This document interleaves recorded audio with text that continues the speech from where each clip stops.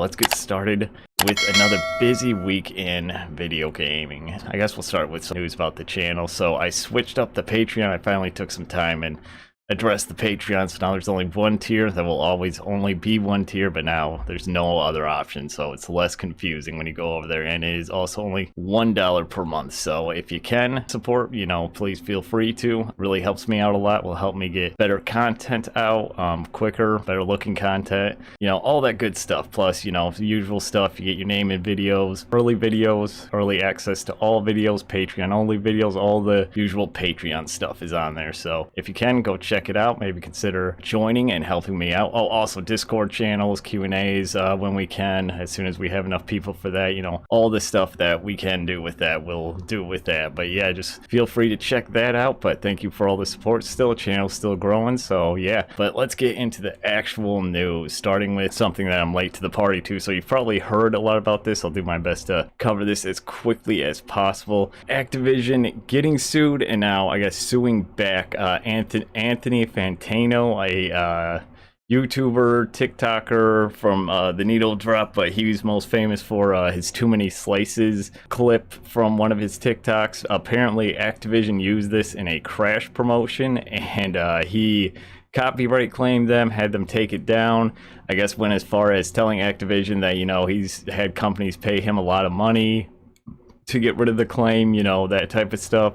And now Call of Duty is suing him back, saying that he can't do that because it is on TikTok's music media library. So once a creator or an artist puts something on either YouTube or TikTok's audio library, any audio library, they waive royalties and licensing and all that stuff so it can be used. And apparently, if he has done this, he's saying he did not himself upload that clip. If he is proven that he did know, could lose this whole suit, because, it's free for everyone to use. Now, if he does win, then it could cause a lot of problems in the future for content creators, to put it simply, because now people could say, oh yeah, could essentially pull it from the media library at any time and go back and claim anyone that has used it. It's kind of a big deal. It is kind of a big deal for content creation and music media. We'll see what happens, but it's just tough for Activision. It seems like they cannot catch a break because they finally get bought, or they get bought by Microsoft, and then everyone in the world tries to stop that from happening. They finally get that approved, and now this guy comes after them trying to get a piece of the pie as well. So we'll see what happens. But yeah, just another crazy lawsuit in the American court system. But to some exciting news, if you're an Xbox and Final Fantasy fan, Xbox hinted this week at possibly acquiring a deal with Square Enix to get Final Fantasy on the platform. We do know for sure, it is confirmed that Final Fantasy 14 is coming to Xbox. I don't know if it's going to be Game Pass, so it doesn't say anything about Game Pass, but still, we could finally see Final Fantasy return to Xbox after like significant time, like maybe 3 or 4 years. Final Fantasy could be returning to the Xbox, which I'm super excited for because I'm a huge Final Fantasy fan, and when, I used to have Xbox and PlayStations, but then I think it was 13 that was on an Xbox, so then I was like, oh cool, and I kept seeing that they were gonna work out a deal with Xbox, so I thought I could stick to Xbox exclusively because then I could have Halo and Final Fantasy on one system. But it turns out that that's not true. That did not happen. So now let's hope this goes through. I'm not really trying to get my hopes up because I've seen this fall through because of so many before. But like it said, recently Final Fantasy has been skipping the Xbox. There was including Final Fantasy Pixel. That'd be cool to get, but I want the Final Fantasy 7 remake, the part 2 of that coming out soon, because we also have Crisis Core. I completely forgot about Crisis Core. Hopefully this happens. I'm really hoping Phil Spencer can, really get this going and keep it going for a little bit so I can also play 16, which is right over here. Just something to keep an ear out for in the future. Dark Souls is possibly getting a Netflix adaptation, and yeah, people are unsure. I'm unsure about this as well, because if you know Netflix's track record with adaptations, it's not always the greatest. They also have a bunch of other stuff they're they're working on, like the Far Cry TV series they're trying to do, the Blood Dragon one. But not only that, my big concern is, you know, one of the big things about Dark Souls is the open-ended story, where there's a lot of stuff you have to just finish on your own. This is supposed to be taking place over the first game, so I think that's a good time period to set it. I would also like to see a prequel to it that would explain where we would see, was it Lothric prior to the events of the first game. But the first game would be kind of cool. I hope they just kind of keep everything open-ended and they don't try to explain too much, because that's one of the better parts of the story, I feel like. But yeah, it's happening. There's no information. I was really hoping to hear that Miyazaki was also going to be working on this. That was my other big thing, is I hope Miyazaki is going to be involved in this to some extent, because if not, then I'm really concerned, because that's how we ended up with Dark Souls 2. But yep, we will keep an eye out for the trailer and watch that. Well, oh wait, that's going to be a little tricky, but I will try to watch the trailer for that when it comes out. So if you see it before me, let me know. But time to talk about some Madden new. Now, I love football, don't like Madden. Not a big Madden fan, and that's why you've never seen me stream Madden either on YouTube or Twitch. I just don't care for it, and they push MUT so hard. Franchise sucks, and the only thing I ever want to do is a fantasy draft and create my own teams and, you know, play franchise. But that is just not really fun anymore, because you don't pay for that. They don't have a way to farm money off us. There has been some, I haven't watched this, but there's been some noticeable issues with the game overall, but most recently the blocking system, I guess, which apparently they're bragging about improving on, and go figure, it's actually worse. The one thing I noticed was this right here. Like, I've never seen anyone block like this. I guess he might be trying to reach here, but you'd think he'd be trying to grab his, well, no, can he grab their arms? I don't know. I'm not the biggest know-it-all about football, but that just seems like a very lazy block right there. We'll see. But they also noticed a issue with the cover. I'm not going to pull it up, because I'm sure everyone's seen it by now, where the helmet has a bar that just ends abruptly. But let's watch the actual thing, this thing. Oh shit, music probably.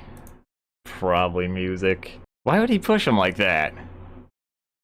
Is that it? Him pushing him at the end?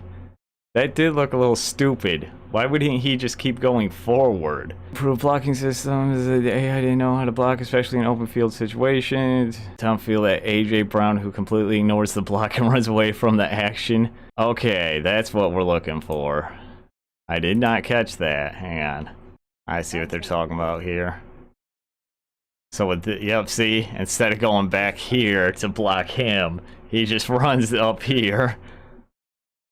Well, it's Madden, guys. I mean, they just claim this is just all buzzwords and, you know, just hoopla to get people to buy the game. They didn't really do much of anything. They did as little work as possible. I've been saying this for over 2 years now. Yeah, they just try to make it look good, and I guarantee in game it's gonna look completely different and probably not work nearly as well and have a bunch of problems. So don't get your hopes up. Just don't buy Madden. That's the best way to go about it. That's all I can really say. You know, shocker that, you know, Madden's fucking it up again, that they're fumbling the ball themselves. It is what it is. It's Madden. Until people stop buying it and until they have nothing to brag about outside of the record low numbers that it's made, then, you know, they're going to keep making it, and they're going to do as little work as possible to get people to buy it. So, you know, stop buying it. That's what I've done. Just stop buying it. Stop playing it altogether. Even when it comes to Game Pass Ultimate, don't play it. They also look at those player numbers, and if those are high enough, they'll make another one. I think this was the article that claimed that, like, this is a make or break year for them, and I just, you know, I've heard that so many times throughout my life, and I guarantee you they're going to make one next year. It's not a make or break year for them. It never is. They have money stockpiled to keep making these games, so, you know, stop buying them. Anyway, Hasbro wants to bring back old Activision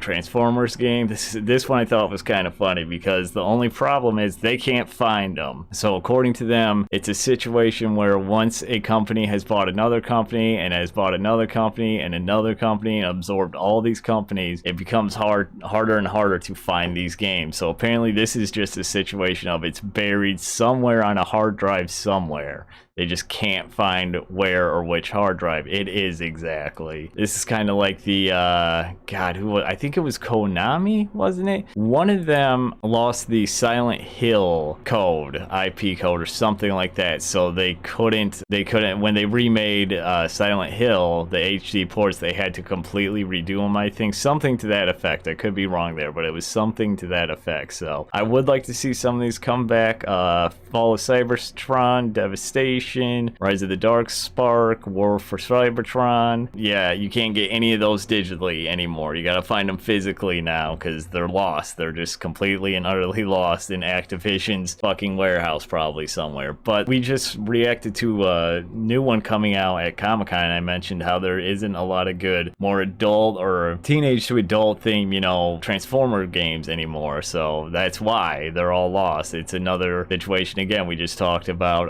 what was it? Preservation, video game preservation. Well, here it is again. We can't get any of the good Transformer games outside the kid ones made for kids because they've been lost because of Activision just buying everything and then Microsoft buying them and the whole video game industry kind of being a huge predatory buy system. So, you know, maybe that's one of the problems here. But yeah, hopefully they still want to find them. They want to put them on Game Pass. Obviously with, you know, the Activision buyout happening now, they're really looking for as many games as they can shove onto Game Pass as possible in the near future. So hopefully they can find these. Hopefully they are assigning someone to finding this shit. A new Kickstarter game is coming out. Now these are kind of 50-50. We've had a lot of good ones like Hollow Knight. I'm trying to think, what was the other one? Pillars of Eternity. A lot of indie games come out as Kickstarters originally. A lot, you know, to help these kind of smaller developers and get noticed and get the money to make better games and to get them out there, you know, at the very least get word of mouth out there. They use Kickstarter, and some of these work out, some of these don't.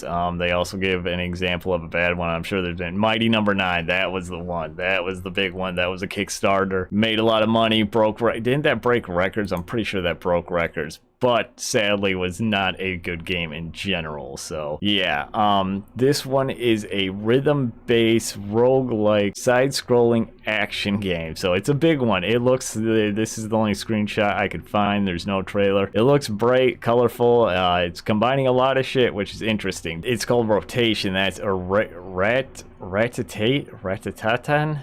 Wow, I have no Ratatatan is a new rhythm-based video game concept proposed by the same Japanese developers responsible for the popular Patapon 2D platformer franchise originally released for the PSP, so probably a while ago. After releasing, it quickly reached its desired funding of $141,000 in just 47 minutes, managed the impressive feat of acquiring more than $246,000 from 1,700 backers. Really nice. Hopefully it's a good game. You always like to see games like this, you know, do good on Kickstarter, but hopefully it delivers. And I probably butchered a lot of those lines, so I apologize to the studio.